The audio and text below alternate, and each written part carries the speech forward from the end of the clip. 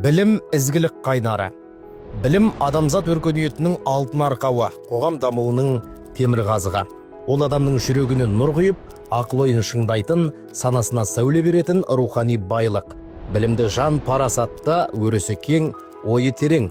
Өйткені ілімсіз өмір қараңғылық, ал білімді өмір жарық пен жылуға толы. Қазақ халқы білекті бірді жығар, білімді мыңды жығар деп тегін айтпаған. Білім күштің де, байлықтың да, биліктің де бастауы. Ол адамды өрге сүйреп, елдің еңсесін биіктетеді. Тек кітаптағы дерек емес, өмірлік тәжірибемен ұштасқан, жүрекке ұялаған даналық нағыз ілім. Көзі ашық, оқыған адам өзінің ғана емес, өзге жұрттың да қамын ойлап, елінің өркендеуіне қызмет етеді. Ізгіліктің, мәдениеттің, ғылымның қайнар көзі болады. Бүгінгі таңда қоғамда діни білім алуға деген құштарлық жоғары. Бұл қалыпты жағдай.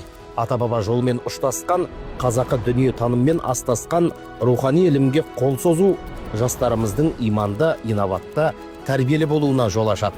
Осы мақсатта елімізде діни білім алудың барлық сатысы қалыптасқан. Атап айтқанда, 9 медресе, бірнеше қарилар орталығы, Нұр Мүбәрак Ислам мәдениеті университеті мен имамдардың білімін жетілдіру институты жұмыс істеп тұр. Саланың сайыпқыран маманы боламын деген жастарымыз шетел аспай, діни білімді елімізде алуға толық жағдай бар. Білім күні құтты болсын.